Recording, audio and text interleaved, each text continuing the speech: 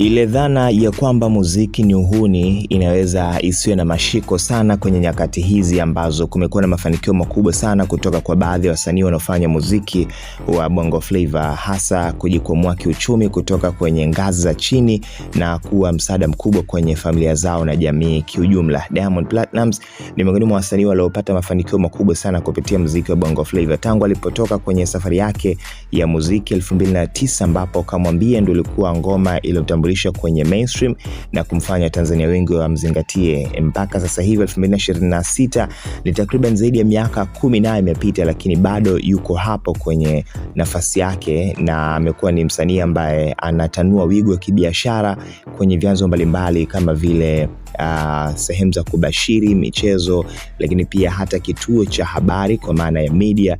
Lakini amekuwa ni mfanyabiashara ambaye anajaribu biashara kadha wa kadha, ingawa nyingine ziliwahi kufeli kama vile karanga, perfume na nyinginezo. Lakini sasa mafanikio ya Bongo Flava, ambapo ndio kiini kikubwa cha mafanikio yake kilichomfanya watu wengi wamzingatia, yamemkutanisha na gwiji wa soka la mpira duniani Cristiano Ronaldo, ambapo ikumbukwe tu miezi kadhaa Diamond Platnumz aliweza kualikwa kwenye LA Galaxy mechi ya ligi, ambapo sasa hivi Sony ndo star wao, na akawa kama miongoni mwa wale celebrity walioalikwa na akapata spotlight ya kutosha pale nchini Marekani kwenye ligi kwa Marekani.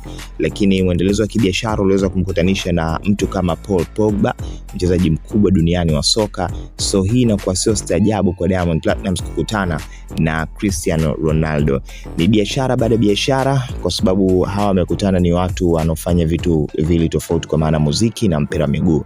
Na nikukumbusha tu David aliwahi pia kumuimba kabisa Mr. Ronaldo, cause my girls call like Ronaldo, kitu kama hicho, sikumbuki vizuri, lakini aliwahi kumuimbia. So na impact yake ya kwenye muziki pia ilivyo Cristiano Ronaldo. Ni matumaini yangu pia utasubscribe ili usipitwe matukio mbalimbali yanayohusu burudani na nje ya mipaka Tanzania. Comment yako ni muhimu sana kwenye comment section na kusanya taarifa hii. Enjoy.